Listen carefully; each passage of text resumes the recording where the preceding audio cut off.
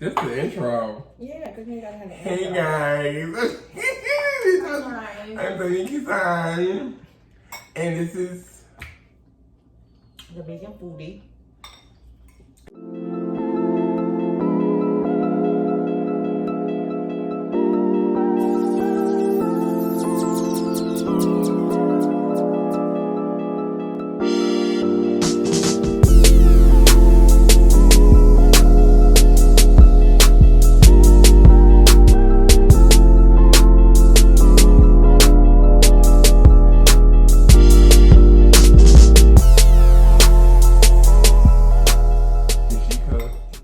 dinner. I'm hungry. We having 3 courses. Listen, I ain't have 3 courses since grade school. 3 whole courses. So what's this? It's just a big salad with goddess dressing. Good. What kind of mixture you use?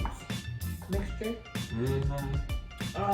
It's red onion, tomatoes, all different types of lettuces, and pink Himalayan salt, and pepper, vegan mozzarella cheese, and goddess dressing. That pink Himalayan salt is different.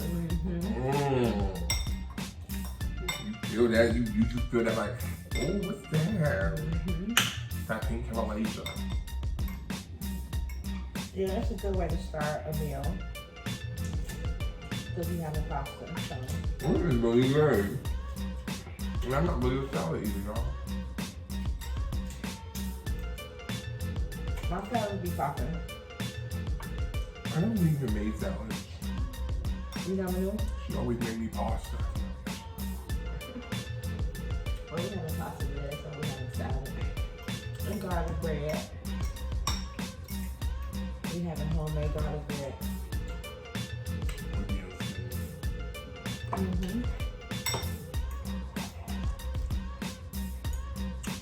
So, I'm glad you like the salad. Salad's bomb, y'all. You did that. Especially if I'm making a salad. I'm used to salads with chicken. Now that I don't eat meat, I don't eat salad as much no more. Well, this is a good way to eat a salad, you know what I'm saying? Fill it up with nutrients. Normally I would add beets and black olives. But I don't know how you felt about beets or black olives. But, you know, that'd be slapping though. Be slapping back in the day with that grilled chicken breast. I mean, I could have made, when I was going to make a vegan grilled chicken Caesar salad. They have that? I don't know if I can make it. I'll make it for you next time. But I thought, you know what I'm saying, since we're having a heavy meal. And it's fresh. It got that very fresh flavor. It's not heavy, it's light. It's fun. It makes your mouth moist. It makes you sweat. Yeah. It's dressing in his head. Creamy goddess. The goddess dressing on the goddess. Here she go. Well, Y'all clearly see it was bomb. It was going. You know if it was nasty, I said we seen here playing with it. I mean, my salad would be hitting though. Everything you was there. Everything you made me be hitting. She be cooking. Mind you, back in the day, she didn't used to cook. She ate out every meal, every day. Well, I mean, Changed her whole life, I had to. I wanted something better for myself. So I was like, okay, if I want to eat good, I went to a lot of different restaurants in New York. And I was like, this is good food. I need to mimic this. Because I can't go to restaurants every single day. And when I went to Atlanta, I didn't have a choice. because Right. there wasn't ample vegan restaurants, or they were like specialty places. So it's like if I wanted vegan Mexican, it wasn't a vegan Mexican restaurant. You know, it wasn't a vegan soul food restaurant. Right. Like not for real. Right. Or even a vegan Italian. You know. Right. And that's food that I like. So I had to make that shit. It's like that. I was just telling my friend, I was like, you know, when I get real hungry, I want some good food, I gotta cook. It's like, you won't find it here. You're not gonna find it. And it's crazy because for there to be so many food, there is 3,695,822 food places in Atlanta. Mm-hmm. And there's some good ones, don't get me wrong, but when you want that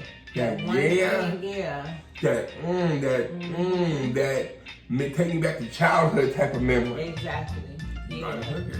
Or call it vegan food, because that's what I do. I like Mexican food. So for me, it's like I had to learn, and my son loves Italian food. So I had to figure out how to still have the things that we like. That's the vegan way. Right, but have it vegan and savory. So how did you figure it out? Like, did you really teach yourself from scratch? I taught myself from scratch. Wow. I literally tried different recipes, and I would like coconut milk. Coconut milk was like the beauty, because I like creamy stuff. So when I discovered the properties and how I can manipulate coconut milk, it was over. Like, it's a wrap. It's a wrap, you know. So, I mean, it wasn't hard, but I did teach myself. So when people say, I know it was tedious. Really? It was fun. Because I get to discover different fruits, vegetables, different stuff. Right. Do you remember the video? You remember the video when she tried the jackfruit for the first time? Lord have mercy. But yeah, I didn't know jackfruit could literally replicate pork. And people use it for their barbecue and stuff like that. I was like, oh my gosh. So I mean, the jackfruit was tedious. That was one of the biggest. I literally, I can't do jackfruit. Like I can, but she was fruiting the jack, y'all, and we was all watching it happen. That was a mess. I literally left a half a jackfruit in my refrigerator. Legit. And threw it away. And she was like, well, we're gonna leave this for now. Right. Never. I threw it away, y'all. Just to be honest. Y'all, that jackfruit was giving her the business. It was. But did it taste good after you made? To be honest, no. I like the jackfruit in the can. For the it was too sweet for the dumpling. It was too sweet, but the canned jackfruit is best. So then I realized that a lot of those meals that they make, they come from jackfruit and brine. And so it's been soaked, it's been texturized, so then you can pull it apart and make that.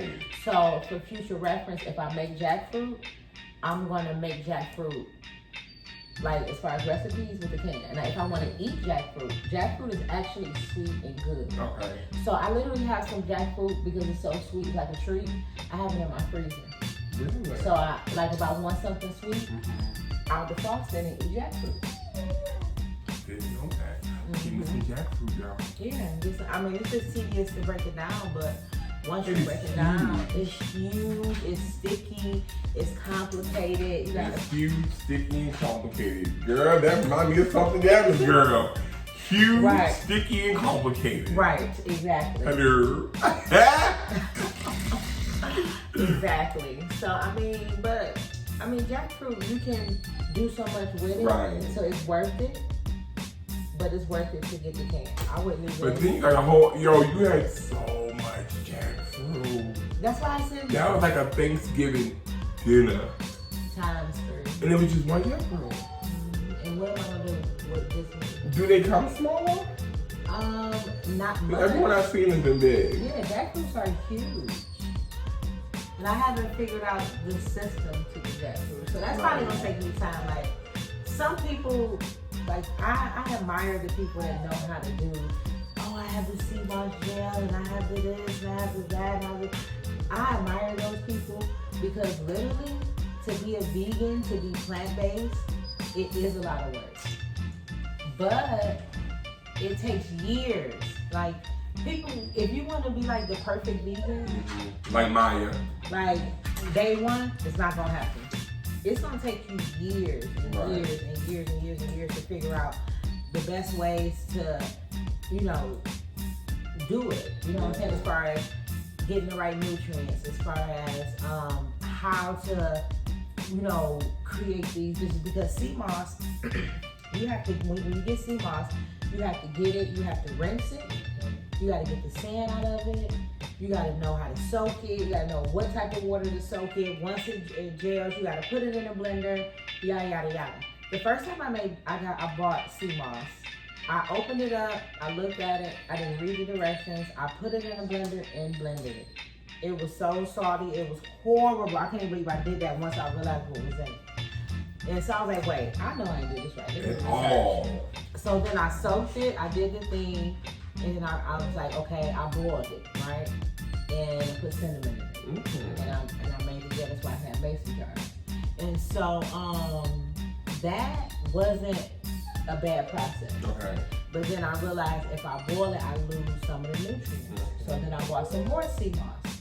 And then I soaked it and it never turned into a gel form. So then I'm like, they're like, oh, this could be fake sea moss. So now I was like, okay, so now not only do I have to know the processes, but I have to make sure that I have 100% sea moss. Right. And because it's a lot of counterfeit. Right. So that's a process. And in the midst of me being a vegan, you know what I'm saying, a mom, you know, a businesswoman, it's a lot. I don't really have time to just say, okay, you know what, today I'm gonna just research sea moss.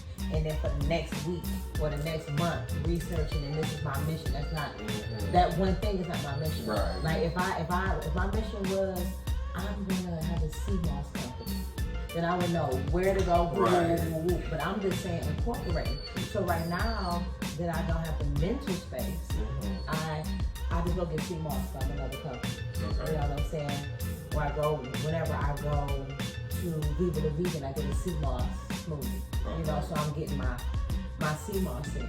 You know, but it's a process. Let me tell y'all, I'm lazy. So I thought, because of rain, I thought that we need April 2019. But listen, I'm lazy. I'm not gonna lie to you all, I'm lazy. When it comes to food, I love to eat, but I'm lazy. So I went vegetarian, because vegan is just too much. Listen, vegan is a lot of work, and it's a lot of dedication, and I feel, for me, it's time consuming in the beginning, like you said, in the beginning, because not only are you retraining yourself, but you're relearning how to cook, because nothing. I bought the Impossible sausage. Did you hear that, Mom? I bought the Impossible sausages. And I'm like, I'm about to cook these how I cook my regular stuff.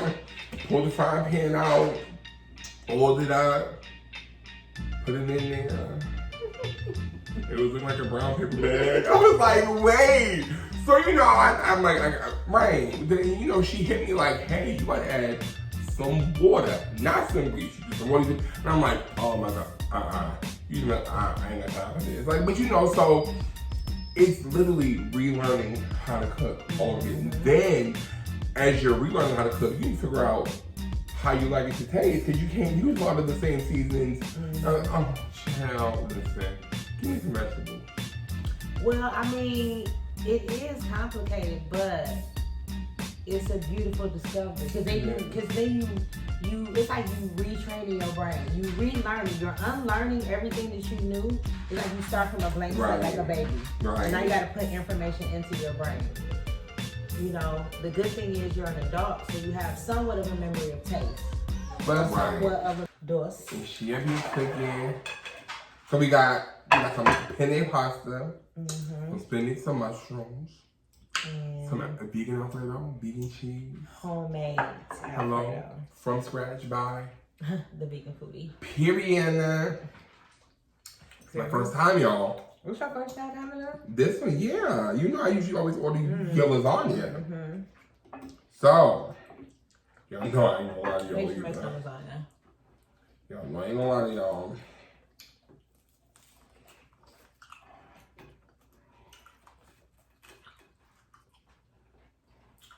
Is it busting or not? So, 3 pops, you know it's good. Okay, this is good. You sure? sure this vegan? This tastes like real food. No, this is really good though. So speaking of, I'm gonna talk to eat you all because when I met you, you was eating meat every day. Pretty much. So taking on this journey, how did we go from killing some wings on a daily to now killing some sea moths? Well, I think I've always appreciated good food, right? In any form. So, and I think that for me, eating good food is eating good food. Now, when I decided to go vegan, that was a conscious decision that it wasn't something that I just woke up and said, you know what, I'm gonna go vegan. It was something that I said, you know what, I'm gonna take the time to discover the things that I need to do which will be better for me. You know? Interesting. So it wasn't so much about the food to begin with. It was a journey anyway. Like, me being vegan was a part of my journey. That's right along with me being spiritual. Right along with me becoming a bruja. Or understanding I'm a bruja. So let's pause for a moment. Bruja. What is a bruja? A bruja, for lack of better terms, is a witch. Really? Like a witch on a broom in the sky? I mean, Halloween? More like a spiritual healer. Okay. That knows certain properties and things that you can use to alleviate whatever problem you have in your life. And an in-tune empath that can feel energies, feel spirits.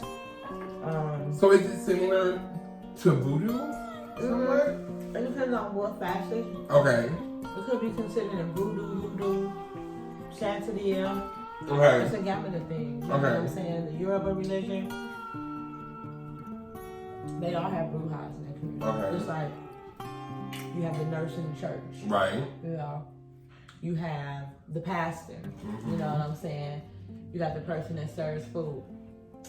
So for me, bruja was a name that I took to as a person. Okay. You know, based on certain things about my life, from my name being Spanish. Okay.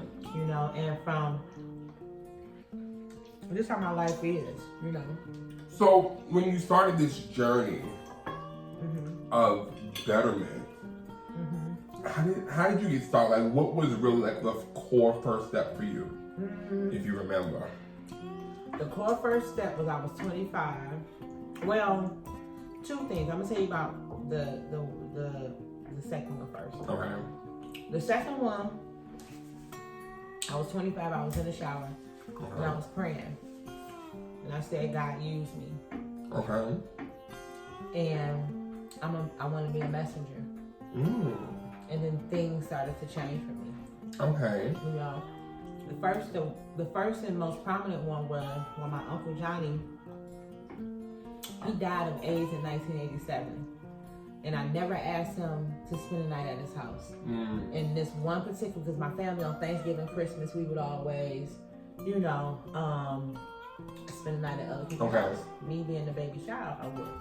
So this particular Thanksgiving, I said, or Christmas, I don't remember which one, but I was like, "Can I spend the night at your house, Uncle?" Because they was taking him home. He was like, "No, baby, you can't. I'm sick." So the night he died, he came to me in a dream. It was basically babysitting me, and we was flying over a field. And there was white flowers, and we were just flying.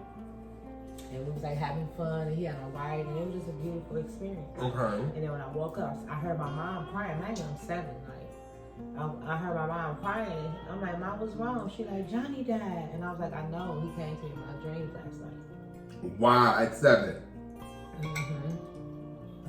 At 7 years old. So when people pass, they come to me. You know what I'm saying? And so I always thought like, oh, okay, that's something that happened. It was never nothing that was weird to me. Right. Because that was my intro into the spiritual realm. Was my Uncle Johnny. Shout out to Uncle Johnny. Shout out to my Uncle Johnny. Opening them doors. Yeah. You know, and 7 is a number that means something. You know what I'm saying? And so if I look at how my life is synchronizing, it would behoove me to run from it. And that's where I was at. That's what started it. I was only running from myself. Wow. You know? Gee. That's real shit. So, on this journey, going this path, what do you feel outside of the food and the lifestyle, the things that you control? What do you feel changed the most for you of the things that you cannot control? Okay, so I'm gonna tell y'all what I think it is after she say this. there's a lot of things I can't control, right? Mm-hmm. I can't control the weather. Right. I can't control how your taste buds will feel about that food. You right. You know? I can't trust what anybody outside of me does. Other than those that I create, and that's a bond. That's an unconditional love. That's only one person in this world. Right. To be honest. You know? Shout out to 65. So for me, I don't care. Come on. Like, I don't care about what Let's I can't say it one control. time with you and like, I don't what? Care. Period. Period, Pooh. I don't care. Like, so it's funny that she says she doesn't care. Because one of the things, now, y'all, I've been around, God, you know that. Shut up. I've been around. So one of the things I noticed that started to change a lot of what she could not control was the people in our circle. And not just the people, the interactions with the people. Because on the process of bettering yourself and in bettering just everything around you, I think you tend to naturally become more selfish, and not in a bad way, but you start to focus on you more. You have to. You realize that you have to focus on you more. And through that, while you talking, I'm gonna put it on the charger. Go ahead. Through that, you realize how many people are only around you for you focusing on them. Which is a lot of people. A whole lot of people. So, you know, the people. And you realize that when you start to focus on you more and you're not giving them what they want from you. Right. Because they will suck the life. The fuck out of you. Now, for those who don't know, Arena, before becoming known as the vegan foodie, was a publicist. And in the world of being a publicist, you give. You have clients, you give to the media, you give. Your job is to give and make it look good giving so people can do what you need them to do. Right. But you're giving. And I noticed that there was a shit, even in our close circle. No shade. No shade. There was a shift in the atmosphere. So I noticed through that. So that for me was the biggest thing she couldn't control, was the people and how they interacted with you and how they started to change towards you because you were bettering yourself. Now, I also noticed that through that, you kind of went into a shell. Like, you pulled away. Child pulled away so much, you changed the address, phone number, call. Let me say this. For me, I learned to preserve my energy, right? Okay. Being an empath means that I absorb your energy. So if you have love for me, I can feel it because I'm going to give it back. Right. If you have any ill intentions or there's something, I'll feel it. And for me, it would stop ignoring the signs. Stop ignoring the red flags. Okay. I don't have time for the fuckery, for the fakery, for the fraudulently. I don't care. You know, and even if you have love for me, but you have hate for me, then that's jealousy. And I don't deal with that because I'm not a jealous person, right? And that's one thing that I was raised to have. For me, I'm happy for you if you win. Right. Now, if I know you let's say, I don't even want to say a bad person, but if you make a lot of effed up moves, you know what I'm saying? And I know you a shyster and I see you winning, it's not envy or jealousy. It's like, come on now. Right. But we still gonna be happy for you. I'm happy for you, but it's like, come on now. Ride your wave, baby. And therefore, but you know what I do? I know that that's not a person I want to be associated with. Right. I don't want to be in a room. It doesn't appease me to be with that person because I know how they got it. Because it's transparent, because I can see, because I'm an empath. So for me, being in the industry and being an empath, that didn't work. Baby, come on out. Why do you think I fell out with so many people? You know what I'm saying? Everybody. I mean, for real, like, I fell out with some of the, you know what I'm saying, publicly. You remember with me and old girl on your page. You know what I'm saying? No, why don't I have an Instagram no more? You know? But I don't got time for that. So for me, I might want to go ahead, sis, you got it. Because that's not my lane. And I don't worry about what another person got because my lane is for me. Right.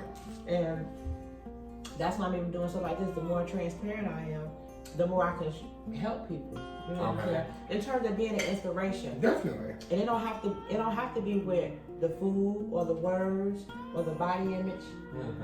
It could just be from the story. Definitely. You know? Or the struggle. Because I've had a struggle. I've had it all. You know what I'm saying? But in the same token, it's not even about that no more. Because when I had a struggle, when I was going through all of that stuff in my life, it was low vibrational. So it's an elevation. Help us understand that. Low vibrational. Okay. So, low vibrational is very trendy now. Okay. Everybody want to say bad energy, low vibrational, but it's deeper than that. Okay. Low vibrational is certain characteristics.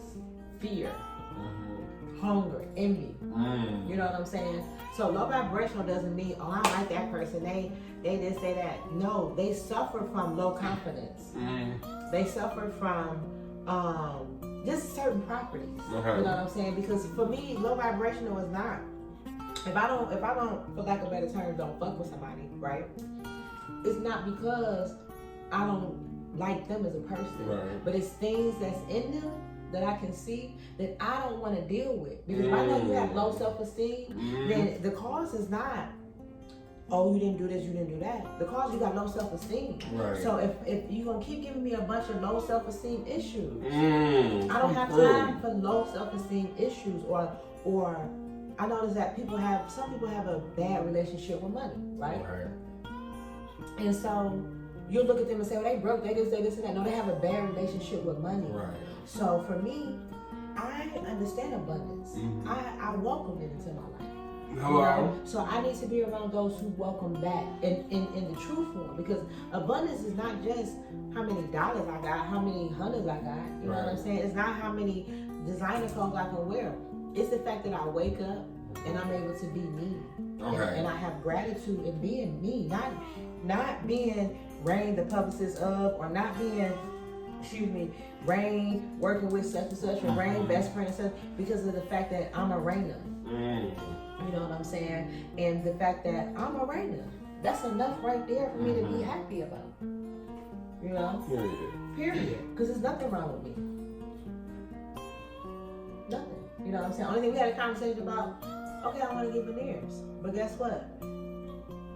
That's only for image, for the pictures. Because I know what I need to do in life. It's a business move. It's not because I have low confidence. It's not that. But I know in business you got to make certain moves. Cool. Now, if my image was to be an IG model, and that's what my aspiration was, then I would have to go get my breasts done. Go get a big old butt. Because that's a business move. Not because I feel like I gotta try to keep up. No. Because it's business, sis. It's a difference. It's a difference. You know what I'm saying? And so for me, I don't want to be associated with people and things that keeps me in low vibrational states and I got to deal with your ego and I got to deal with your issues and every kind of. Now we don't got time for that. I don't got time. So that's why I do what I do. And withdrew myself. And move how you move. Yeah, and move how I move. You know, because I'm happier that way. If I don't gotta deal with your, this checks me, this. I'm gonna wake up with that. Did you hear that? I know. That was a word. Yeah. I don't even check my phone when I wake up. I check it after I'm done meditating. Yeah, I deal with everybody. What's up? What you need? I'm here. I'm plugged in. It's like I showed up to work. Like I'm tapped in on who I want to interact with. You know? Speaking of being tapped in, as you're in your high vibrational mode, there's a story behind the story. There's a beginning to the beginning. Good way to put it. In the beginning,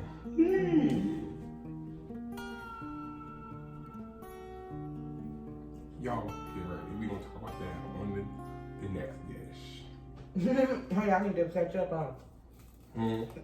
I need to catch up. Right, but that's how I wanted to end it. That's cute. That's cute. That was cute, bitch. You was coming through tonight. I don't know what you want, bro. I don't know if you went this monster. No, she got you together. That's funny. You want to fight?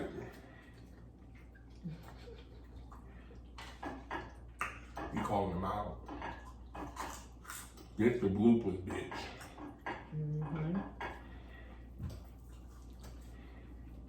I gotta eat my dish. That's some good shit. Fortunately, brought to you by. So delicious. I'm so delicious. It's my favorite. Hey, you keep me just right. That's what I'm waiting for. Hey! Don't start saying it yet. I'm just skating right. So just like this bar, chocolate on the outside, but there's something in the middle. You don't know what it is till you bite into it. Can we bite into it? Go ahead. I'm gonna let mine sit a little bit. I like mine to melt a little bit. Dairy free. Oh, chocolate is good and rich. Speaking of chocolate being good and rich, something on the outside, something on the inside. Let's go back to the beginning. Before the vegan foodie, there was a Rainer, Rain Child, Rain, the Cherry Group. Before that, there was Detroit. So let's be clear. You're from Detroit, Michigan. Your father is Harold Mills. And he is where? Currently incarcerated. For narcotics. To a whole nother degree. Now, before Rain Child, or Rain Child, what was life like for you? Because if you remember earlier, she said she was running from what she knew was going to be her destiny. So we can talk about what you were doing while you were running. Okay, so let's start from the very beginning. For me, I grew up in a very loving foundation. Okay. You know, from my mom's side, my mom, you know, her father, he had 8 children. He owned some houses. Okay. My family was kind of like a middle class family, you know, because my grandmother, I didn't see my grandmother work. My grandmother had 8 children. She had a mink, she had a big house, she had a ring, she could gamble, play the lottery. You know, she could pretty much live her life, and it wasn't affected. And my family had a lot of love, you know. Okay. So that's like the beginning of where I come from. But it was a different level. Like I can remember being 6 and 7 and 8 driving boats. You know, I can remember riding in drop tops. Oh, she was driving the boat early. Yeah, like I was literally driving the boat at 7 years old because my godfather drove a boat. You know, he had a boat, not drove a boat. He had a boat. And so when they would have family functions and all that kind of stuff, summertime we on the boat. Right. You know, and they like, well, it's cute for them because I was a baby. It was cute for them to see a 7-year-old, 8-year-old drive a boat. If you think about it as an adult. Right. You know, so that was one dimension from my mother's side. You know, my mother, I grew up in a beauty shop. My mom did nails, my aunt did hair. So as young I was modeling. As young I was dressing up and going to functions and promoting and doing trade shows and taking pictures with like Kid and playing all that kind of stuff. So, and she dated a man. Oh, she was on. Yeah, and so my mom dated a man for 8 years, 6 to 8 years, I can't remember, but he was a marketing director for a radio station. So as a child, I grew up going to radio stations and going to events and stuff like that, you know, having tickets. But then you have the flip side, my father. You know, my father, for lack of a better term, you would consider him a drug kingpin, right? Okay. I grew up with my father having, you know, a Benz and with the gold Daytons and a truck with the sounds and having phones in his car, or walking through the mall and my father on the phone, or you know, when I go to the ice cream truck, he'll give me $100. You know, or any kind of shoes that I want. I knew it was readily available. You know, and one of the things that really ate my brain about abundance and just even my view of a man come from me going upstairs and my dad was at the table and it was him and some other guys, and it was a table full of money. And I remember going upstairs, he's like, go back downstairs. And this one, you talking about, I went back downstairs, like, oh, I said, well, every video, what is you saying? Like, my little brother had a pony at his birthday party when he was like 1. Come on. So in Detroit. Right, you know, so it was just different for me, you know what I'm saying? Like my dad took Naomi Campbell to Mike Tyson's fight after party. You know what I'm saying? So it was kind of like growing up, the expectations that I had in life, it wasn't a veil for me. You know what I'm saying? In terms of the have and the have-nots. Okay. Because it was so, I was always giving because I always had. Like I used to literally have sales of my stuff, like old toys and old clothes, and I would have sales in my room and have my friends come by it. You know, or my friends that were less fortunate, I would take them to the shop and do makeovers and do their hair, do their nails and stuff like that. So that was kind of like the development of me growing up. You know what I'm saying? Knowing that with my father was abundance. It was like, of course, that's my father. But it's like I didn't know that other people's dads didn't have phones, or that other people's dads didn't have beans. You know what I'm saying? Or moms wasn't going on vacation. I didn't know that. All I knew was I lived my life. Right. You know? For you, it was normal. It was your everyday. It was my everyday. Okay. You know, and so they put me in a lot of things to try to structure me. But I was like, no, this is dang. Like, I wasn't like, I didn't know. Like, when I was little, they were asking, we gonna give you the, I said, I just want to be a boss and walk around with a clipboard. Like, dead ass. That's what I used to say when I was like 6, 7. Like, what you want to do? I just want to walk around with a clipboard and be a boss. And my family would laugh. You know? I never seen you with no clipboard. Yeah, I mean, I got an iPhone, so. That part. Now, having that and seeing that in your childhood, where did that take you in your teenage years? Teenage years, I was lit. Like, I had a boyfriend, had a car. You know, I was going on dates. Like, I had model boyfriends. Like, my high school sweetheart, it was like a model relationship. You know what I'm saying? Like, we get dressed, go out, do us. I mean, to say popular is facetious. You know what I'm saying? But I knew a lot of people. Right. And they knew you. And so I would be at the parties lit. I would be the one dancing, getting lit, popping off. I would be the one in study hall making the beats, and we'd be making club songs. Like, so my teenage years were pretty good. You know, I had a good time with, I did all the stuff teenagers do. Go to parties, go to the park, have boyfriends, go to games.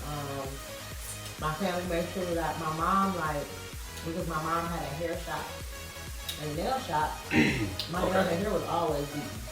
Done.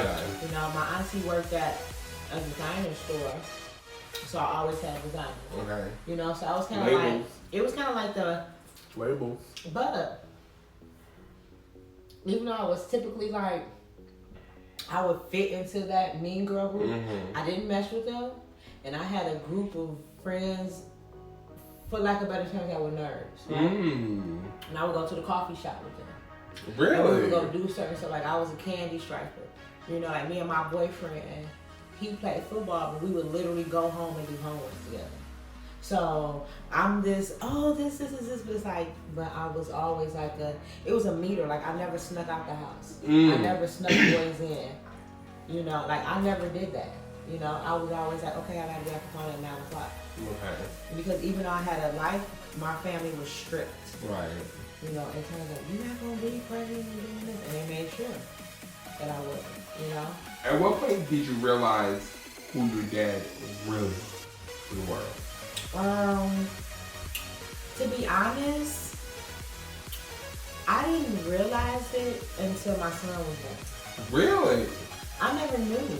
Like my father, like even to where, like with the whole. Let's be clear. James was born. How old was you? 12? And this was 2000, 1990. I mean, even still, I didn't know. I did not know who my father was until my stepmother got indicted. And keep in mind, we're talking about didn't know who her father was, as far as like to the world. I didn't know. Like, so you're a grown adult now. Like you was an adult, you got a baby. Listen, my father went to prison when I was 13. Okay. He got out when I was 20. The whole movement had already began when my father was in prison, right? Okay. So by the time my father got out of prison, Misha and Terry were who Misha and Terry were. That's a fact. So I knew that my stepmother was doing well, but I thought it was because of my father. Right. Because my father always had money. I didn't question it. I didn't know. You know, that wasn't a part of my life. Right. I would talk to my father. I would be my father's daughter, and that's all my job was. You know, and seeing that him and my mom had a strained relationship, I wasn't into it like that. You know what I'm saying? Like my brother, his parents were married, which is my father and his mom. Okay. So he grew up knowing because he was a part. He witnessed that. Me, I didn't witness that. I didn't witness the rise and fall of the empire. The empire. You know what I'm saying? So when my father got out, my father was. When you were 20. When I was 20, I knew my father. At this point, I knew my father sold drugs. I knew he was drugging. Okay. Well, so that part you knew by that. But I knew that, yeah. But I didn't know to the magnitude. Right. I didn't know like. He was the supplier. My father said he watched Blow in prison, and that was our story. Because I never went to see my father in prison. I talked to him all the time. Have I seen him in that place? Nope. You know? Interesting. So, I didn't know until my stepmom got indicted. My brother, stepbrother, got indicted. My father got healed back to prison. And then, to be honest, I really didn't know until my father went to prison his last time. And that was why he went to prison. And he was ashamed and he was embarrassed. And things start to come out. You know what I'm saying? So I'm like, when I look at life, like my father was very good at, because he always said, I'm embarrassed about you being here. And I'm like, no, Dad, you was getting it.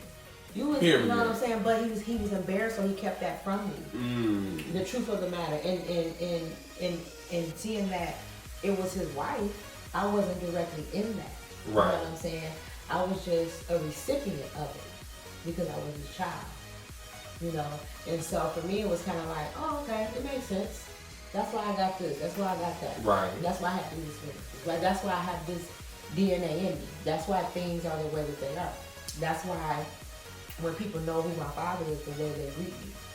You know what I'm saying? Because they know who my father is. But my mother made sure that that wasn't something that I knew because she didn't know how I would be able to accept who my father was in that aspect. When my father went to prison, when I was 13, my uncle came to my 8th grade graduation to tell me. It was like, your father won't be coming. Because my father was my son, you know? He said, your father won't be coming. And I'm like, okay, he in jail. I don't know. Right. I'm like, okay. And that day turned into 7 years later. You know, and granted, my father bought me a car from prison. But I still didn't know. You know what I'm saying?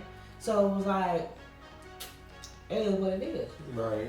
But when I found out, as things progress, I'm like, what? You know, and as people start making documentaries and having my father's face on it. Girl! Like, that's the gag. You know? Like, what is this? But I'm bombarded because I didn't know. You know what I'm saying? When you found out, did it change how you moved for you?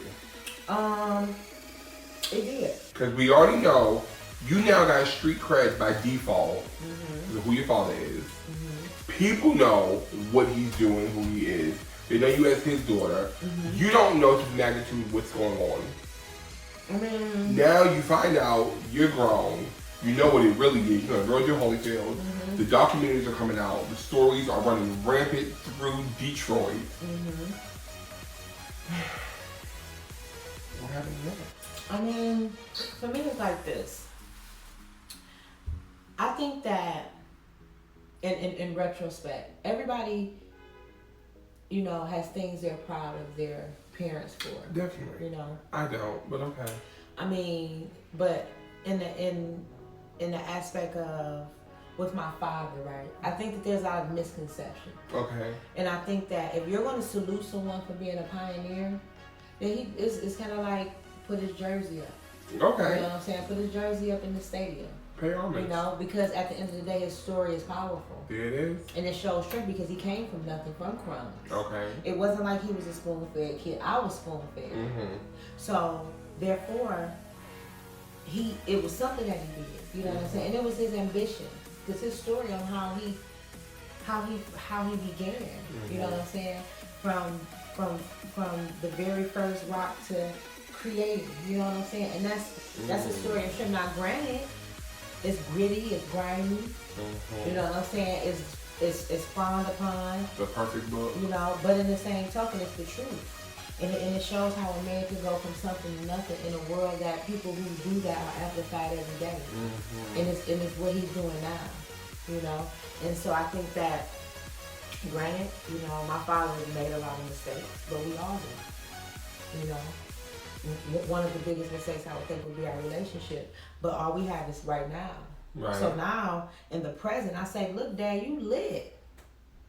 You done dated Naomi Campbell. Right. You done been out here doing things that people never thought that they could do with people who they never thought that they could do. That some people would never be able to do in their lifetime, man. Mm-hmm. Let's be clear. Right. So, but for me, it's not, oh, my father's great, oh, my father, right? Because my father was great, it explains the greatness in me. Speak, you know? And that's why I have the experiences. Right. So for me,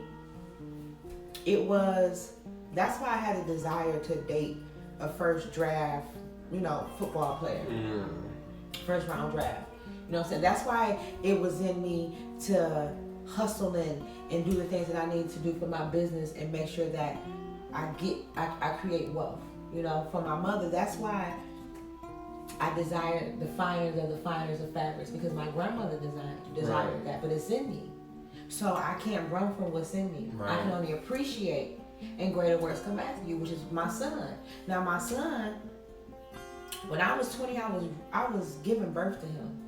When he's at 20, he's at parties with 2 Chainz having conversations with Schoolie. He's backstage at Rick Ross concert. You know, he's meeting Kevin Durant. You know what I'm saying? And not to say that makes him any better than anybody else, but what I'm saying is what his calling is. He's walking in there. He's walking in his calling earlier, and it just so happened that with our family, that's what it is. Right. You know what I'm saying? And you can't run from that. That's it. Like, you can't run from that. And it's not something that, for me, a lot of times I say, man, I wish I didn't have this life. Like, who want to be in the industry? Y'all don't even know. Like, that's a whole nother 6-course meal, child. Yeah, who want to be in the industry? You know what I'm saying? Who want to hustle? Be careful what you wish for. Who want to be around celebrities all the time? Because you just might get it. Who want to be beat out with celebrities? Who want to be around smoking mirrors all the time? Who want to be around that? You know what I'm saying? But at the same token, a lot of us, that's our walk. So now what's our purpose in that walk? Because for me, it's like, okay, this is what my life consists of. Right. You know, when I was 6 or 7, 8, my auntie had a big ass camera, one of them big ass news cameras that the family had, and they used to walk around, and I used to have the arena show. This when I was 8, right? And I would just talk about stuff in the house, you know, and I would have interview my grandma. You know, when I was 9, I was writing poems about how my grandfather was stern, but how that impacted me as a person, you know, and it was published in books, right? So at that point, I use words and I use visuals to convey a message, right? That's in me. But the flip side is it's a hustle. I'm from Detroit. Where you gotta get it out the mud. Period. But what if the mud is already concrete? So therefore you just gotta just roll it down the concrete. Yeah. You know? Because some people don't gotta get out the mud. Why? And for me it was like I was struggling when I didn't have to. You know what I'm saying? I don't gotta do this. That's not where I come from. Period. And if people don't know that, or if you coming in as a service, people will treat you from that. You're right. And they respect others because that person gave a facade. But keep it real. If we all keep it real, I'm keep it real. No, this ain't me. I could walk into a hotel, you got 3-star, you got 5-star. I could walk into a 3-star and be like, well, I'll sleep here for the night as I'm thankful. Or I could be like, no, this ain't me. What a 5-star? Right. Y'all got no bathrooms in this bitch? Let me call the friend. I hate her. I mean a toothbrush. Yeah, I need a vegan sandwich at 4 o'clock in the morning. Right. Why not? Right. You know? Why am I supposed to? I'm just gonna make it with the 3-star and just have a peanut butter and jelly for what? I'm not doing that. And I'm even gonna act like I come from that. But what I'm saying is you don't have to. I know. You know what I'm saying? We live in abundance. Right. You know, and it was engraved in me. I decided to not live in abundance because based on my peers. Because my peers didn't see that for myself because they didn't see it for them. You know, people like you tend to dim your light to not outshine others. Exactly. Are you done? Yes. Are you gonna shine bright like a diamond? Like a diamond. Hey, beautiful day. So this next chapter, creatively in your mind, what does it look like? I thought about what do I do, right? I was watching the TED Talks. They said, what do you do, right? You know, people said, well, I'm a teacher. I'm a this. I'm a this. They said, they asked me, what do I do? He said, I'm an influencer to do this. So for me, what I do is I encourage people in my demographic of a lifestyle change that promotes betterment, empowerment, right? So for me, what's next is to amplify, helping those, or assisting those, or inspiring those, or giving knowledge to those who want to live a better life, you know? And so for me, it's kind of like, it don't have nothing to do with my family. It has nothing to do with my accolades. That part, it has nothing to do with it, right? But I'm not gonna deny the fact that I'm a goddess out here to appease you. Right. Because I'm gonna tell you what you shine in. Not, oh, I'm this and you ain't nothing. No, what you do. Right. You lit too, so we lit together. Right. You know what I'm saying? That's what it is. And so for me, that's the next level for me. But it's not just food, right? Because I can feed you food all day and you're like, oh, I'm so full. All day, but shorty. It's mental. Like, like long ago, 55, 60, I'm going to open up a restaurant. I'm going to have a botanica.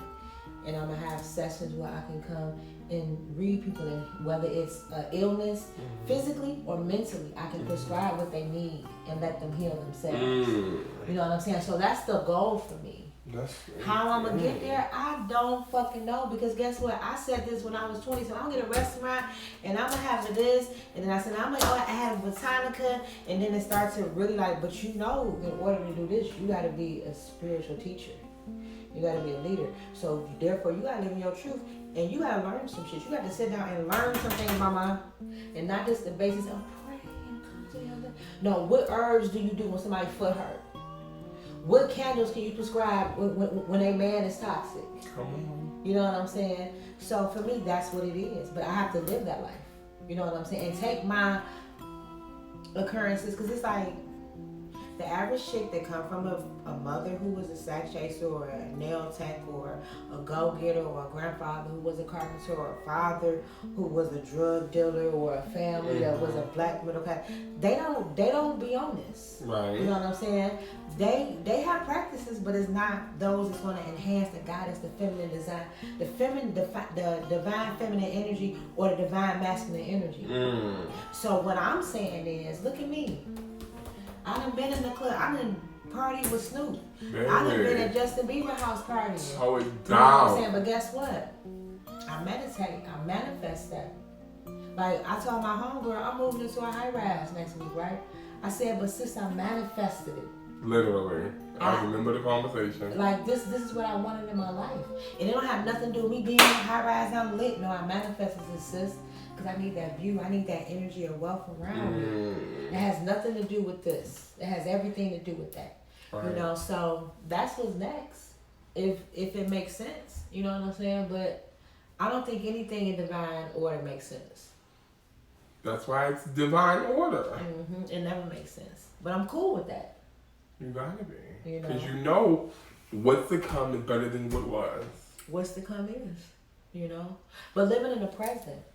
Another thing too that I learned to live in the present, all them like experiences I had, and all of those parties and the men and the champagne, and I never lived in the present.